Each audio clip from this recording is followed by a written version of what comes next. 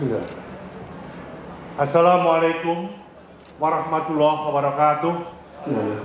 Selamat pagi, salam sejahtera untuk kita semuanya. Shalom, Om Swastiastu, Namo Buddhaya. Salam tetap sehat, tetap semangat, dan tetap optimis. Yang saya hormati, Ketua Asosiasi Wali Kota se-Indonesia dengan Dewan Pengurusnya. Yang saya hormati teman-teman, ibu, bapak, para wali kota atau wakil atau yang mewakili yang hadir pada pagi hari ini. Yang saya hormati ibu wali kota Bandar Lampung dengan segenap jajaran pemerintahan, baik mulai Kota Bandar Lampung sampai di tingkat kelurahan. Yang saya hormati Forkompimda Bandar Lampung, teman-teman pers, Bapak Ibu sekalian yang saya hormati. Yang pertama, saya menyampaikan ucapan terima kasih pada pagi hari ini diundang hadir untuk peletakan batu pertama Mall Yanlik di Kota Bandar Lampung. Dan hari ini dapat kehormatan untuk menghadiri ulang tahun Apeksi yang ke-22 dan peresmian Expo. Pak Arya Bima dan Bapak sekalian, sebenarnya yang berhak lebih tepat membuka acara ini, memberi pengarahan ini adalah Bapak Mendagri. Kalau Pak Mendagri sibuk ya ada Dirjen Udanya, ada Sekjennya. Karena kalau bicara masalah pemerintahan, yang tepat ya Kemendagri. Karena apapun, bupati, wali kota, gubernur itu bukan bawahan Mendagri, itu mitra. Apalagi pemerintahan dalam konteks bersama Forkompimda, membangun tata kelola pemerintahan dengan berbagai aspek. Jadi, saya diundang hadir karena saya sudah kepingin ke Lampung, Ibu Wali Kota, maka saya fokus pidato saya yang mohon izin menyangkut reformasi birokrasi saja. Yang lain-lain itu adalah haknya Pak Mendagri, intinya begitu. Baik, Ibu sekalian, bicara Kota Madya, saya orang yang mungkin paling beruntung. Hampir seluruh Kota Madya yang tadi dipaparkan di sini saya sudah pernah hadir semuanya.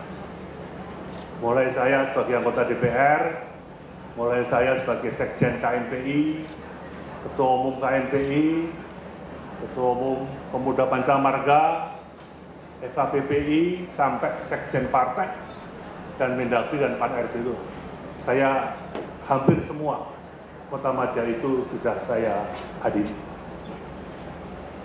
Adanya forum Apeksi ini, saya masih ingat, di samping membangun silaturahmi, membangun komunikasi, juga menyamakan visi misi bersama.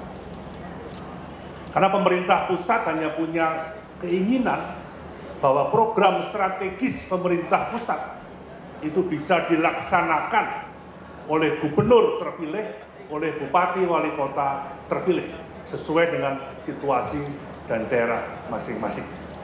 Ini intinya, seiring sejalan. Apalagi sekarang tidak ada GBHN, dari janji kampanye seorang presiden, kemudian setelah jadi, dirumuskan sebagai program jangka pendek, menengah, dan jangka panjang, seiring juga dengan program-program prioritas seorang gubernur terpilih, bupati terpilih, dan wali kota terpilih. Walaupun kabupaten dan Kota Madya itu sama saja, tapi posisi Kota Madya itu tentunya punya nilai-nilai kelebihan yang ada. Nah, ini sedang terus dicoba membangun tata kelola pemerintahan ini dengan reformasi birokrasi ini. Saya kira kita ingin memanfaatkan peluang ini. Jadi intinya visi misi daripada Bapak Jokowi, Pak Ma'ruf Amin memasukkan skala prioritas yang berkaitan dengan visi misi reformasi birokrasi ini harus ada percepatan. Ini tinggal 2 tahun. Kalau tidak ada percepatan, nanti 2024 punya presiden baru, tidak memasukkan visi misi birokrasi, reformasi birokrasi yang tujuan utamanya mempercepat proses perizinan, mempercepat proses pelayanan kepada masyarakat, ini akan bisa dari nol kembali. Sudah panjang orang jadi menteri Pan-RBI, tapi baru kali ini Pak Jokowi dan Pak Maruf Amin menempatkan reformasi birokrasi. Karena seluruh pemerintahan di semua jajaran, birokrasi itu kata kunci. Pak Arya Bima, Bu Eva, Bapak sekalian tidak bisa gerak, tidak bisa jalan kalau birokrasinya tidak solid, tidak tegak lurus, dan tidak. Inti daripada reformasi birokrasi yang awalnya Bapak Presiden itu ingin bagaimana pemerintah pusat sampai kecamatan, desa, kelurahan itu mempercepat proses pelayanan publiknya. Orang memperpanjang SIM, mengurus KTP, memperpanjang KTP, akte kelahiran, akte kematian, surat tanah dan sebagainya itu harus dalam waktu yang cepat. Termasuk mempercepat proses perizinan. Yang intinya memangkas birokrasi yang panjang itu menjadi pendek. Dalam perkembangannya, ASN kita ini awal saya masuk lebih kurang 4,1 juta. Tapi yang 1,6 juta itu tenaga administrasi yang dimanfaatkan jadi guru, jadi penyuluh, jadi bidan, jadi perawat. Ini komposisinya. Nah, sekarang sudah mulai menurun, hampir 3,8 jutaan ini, karena banyak kementerian lembaga yang sudah tidak menerima pegawai baru. Juga saya mohon nanti Pemda juga sama, karena penerimaan pegawai sesuai kebutuhan, bukan sesuai keinginan, sehingga nanti kita akan bisa mendelegasikan yang 1,6 juta tadi yang tenaga administrasi itu bisa diambilkan orang-orang yang punya keterampilan dan punya keahlian membangun kolaborasi yang ada. Apakah Pemda masih boleh menerima honorer? Istilahnya tidak honorer, outsourcing. Mohon maaf, mungkin supir, mungkin cleaning service, mungkin satpam, mungkin petugas kebersihan, mungkin petugas parkir. Itu kan tidak harus CPNS. DKI itu berapa triliun untuk bayar honornya itu.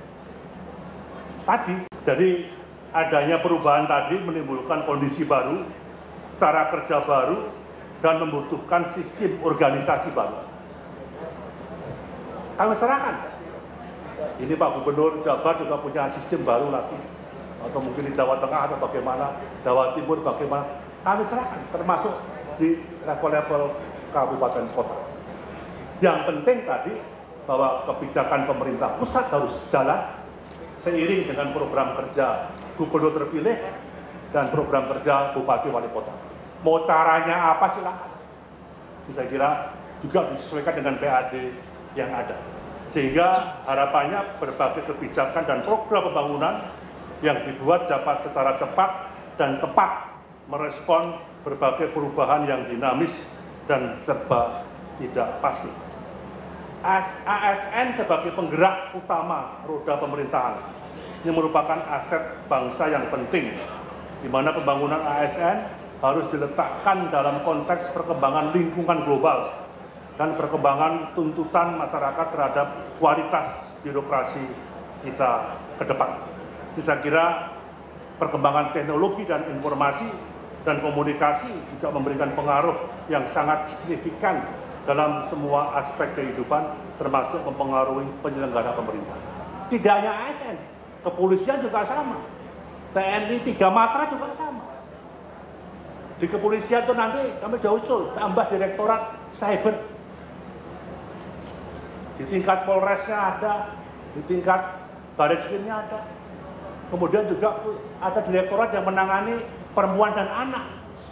Karena kejahatan juga semakin tinggi. 3 Matra juga sama tadi di TNI. Fokusnya mau di mana. Sehingga geraknya ke bawah. Kayak Pak Jokowi menugaskan TNI Polri urusan vaksin, urusan sembako ke desa kelurahan, jangan dilihat, loh kok tidak percaya sama ASN, Pemda, bukan.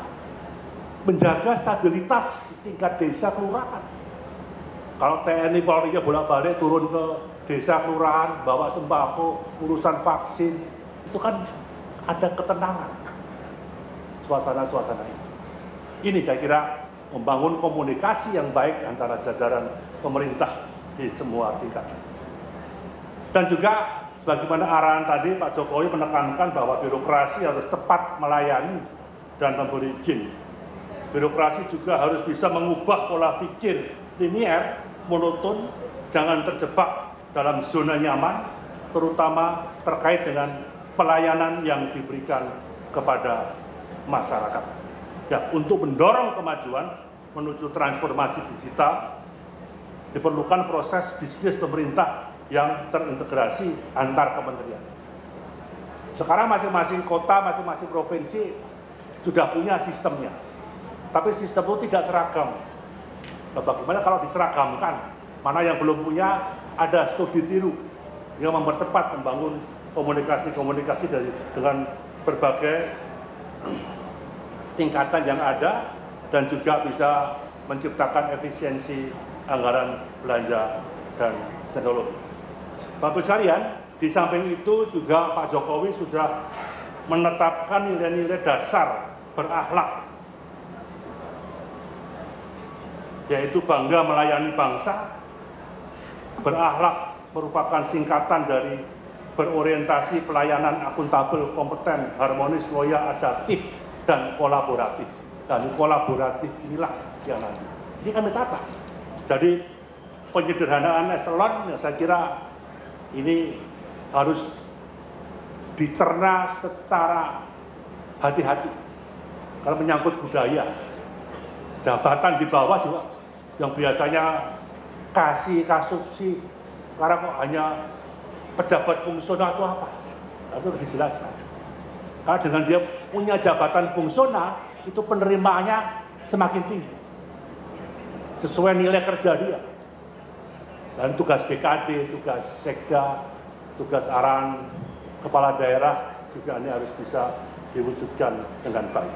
Jadi memungkinkan fleksibilitas dan mobilitas pegawai perlu didukung dengan sistem manajemen ASN yang bersifat nasional, memungkinkan talenta terbaik untuk mobile antar kementerian, lembaga maupun instansi pemerintah. Saya kira ini, kalau saya baca panjang banget, saya kira intinya ada di sini. Jadi Bapak Ibu sekalian, sebagai kepala daerah, sebagai wali kota, punya jabatan politis, memenangkan pilkada, ya visi misi itu harus segera dijabarkan oleh musrenbang di tiap-tiap kota madya, disesuaikan dengan kondisi keuangan dan sebagainya.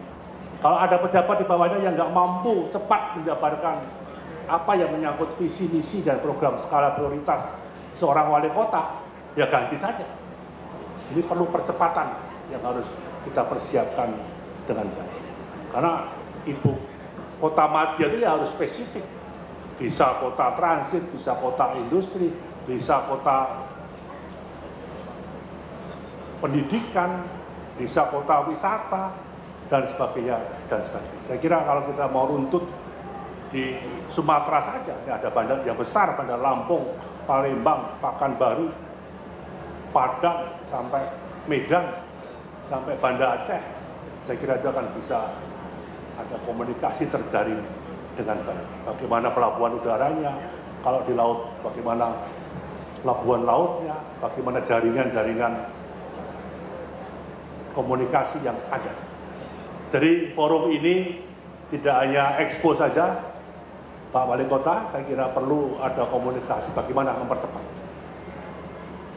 Sehingga Dewan Pengurus bisa rutin ketemu Bappenas, ketemu Menteri Keuangan, ketemu Menteri PU, ketemu Menteri Kesehatan, ketemu Menteri Dignas, Karena ini beberapa hal yang sangat penting untuk menunjang peningkatan kualitas infrastruktur dan SDM yang ada di masing-masing daerah. Saya kira ini sambutan kami secara singkat. Sekali lagi kami mengapresiasi pada Bapak Ibu Wali Kota, dipimpin oleh Mas Arya Bima ini. Mudah-mudahan ada percepatan tadi. Di samping saya juga menitipkan kepada seluruh kepala daerah untuk mengingatkan jajarannya terhadap beberapa area-area yang harus selalu dipelototin, yang harus hati-hati. Satu, area pertama yang menjadi ancaman ASN khususnya, itu yang menyangkut area rawan korupsi. Ini harus hati-hati, yang berkaitan dengan perencanaan anggaran, yang berkaitan dengan dana hibah dan dana bansos, yang berkaitan dengan retribusi dan pajak, yang berkaitan dengan jual beli jabatan, termasuk markup di sini. Ini yang saya kira. Ditambah lagi oleh KPK, masalah perizinan, tata kelola dana desa, manajemen aset. Tolong hati-hati. Jadi Mas Arya Bima itu punya teman sama-sama KNPI dulu tahun 87. Dia bertahan mulai ketua DPRD, 2 periode wakil wali kota, 2 periode wali kota. Nah pas masuk 2 periode wali kota, kena OTT KPK. Wali kota Ambon. Dan tadi tidak hati-hati terhadap masalah perizinan. Tidak hati-hati pada masalah tata kelola, manajemen aset, dan jual beli jabatan. Ini saya menitipkan, ini tantangan ASN, tantangan bangsa, area rawan korupsi tadi. Yang kedua adalah yang berkaitan dengan bencana alam.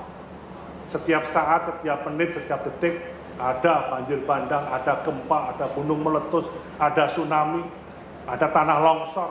Itu perlu koordinasi dengan cepat, dengan BNPB daerah, dengan kepolisian, dengan TNI, dengan ormas, dengan partai, kalau ada bencana.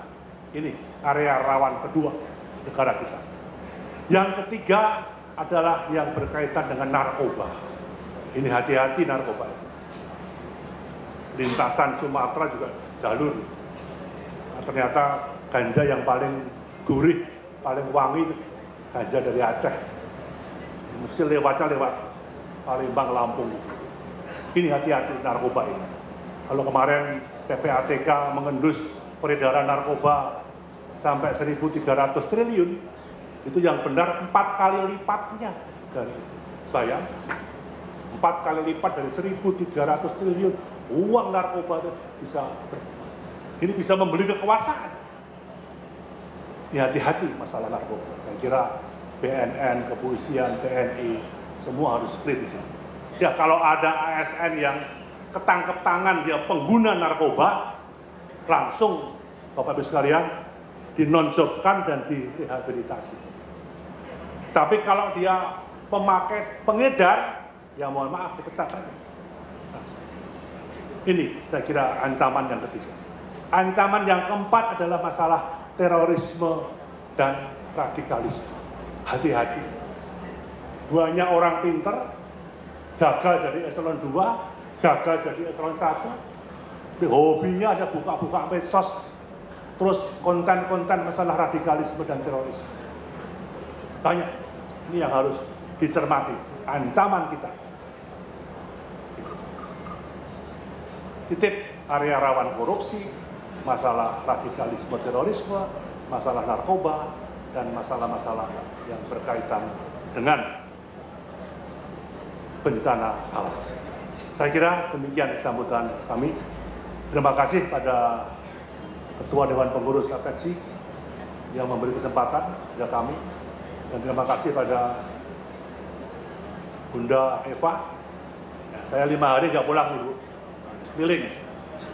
Senin saya memberi pengarahan pada Musrenbang dan Rakornas Kejaksaan se-Indonesia.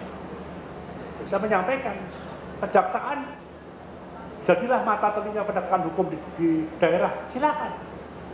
Tapi setelah ada bukti, Nah kalau SKPD, OPD, Pimpro baru kerja belum selesai dipanggil, ya nanti bisa pusing semua Pak Wali Kota Bupati ini.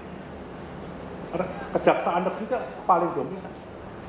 Saya diminta memberikan pengarahan sudah. Kemudian saya kemarin meresmikan Mall Yanlik di Sanggo, kemudian ngecek di Karanganyar juga, kemudian melihat kota Solo, sekaligus hadir undangan nikah adiknya Pak Jokowi dan hari ini kita di Bandar. Saya kira sama, mari Bapak Ibu sekalian yang belum mempunyai mall layanan publik, segera buat, tidak harus gedung yang baru. Saya yakin seluruh kota Madya sudah memberikan layanan yang terbaik. Tapi dengan satu atap ini, saya kira untuk meningkatkan kualitas pelayanan dan mengintegrasikan seluruh layanan publik. Silakan studi tiru ke Bogor, ini sudah modern, bisa lihat Solo, bisa lihat Bandung, bisa lihat Pekanbaru, ada. Bisa lihat Samarinda, saya kira bisa menggunakan tiru dalam upaya percepatan pelayanan publik dan meningkatkan kualitas sumber daya manusia ASN kita. Sekian, terima kasih. Selamat ulang tahun ke-22 Asosiasi Wali Kota se-Indonesia. Sukses terus ke depan. Yang kedua, atas izin Bapak sekalian, nanti biar Pak Arya Bimalah yang meresmikan Expo yang ada di Kota Bandar Lampung ini. Selamat sukses. Terima kasih diberikan kesempatan saya ke Bandar Lampung. Karena Bandar Lampung itu kota kenangan saya. Ibu saya lahir di Bandar Lampung. Itu besar di Jogja. Bapak saya orang Solo, saya lahir di Solo, besar di Semarang. Jadi Bandar Lampung itu kota kenangan karena ibu saya dulu lahir di Bandar Lampung. Sekian, terima kasih. Wassalamualaikum warahmatullahi wabarakatuh. Om Santi, Santi, Santi Om. Salam sejahtera untuk kita semuanya. Terima kasih.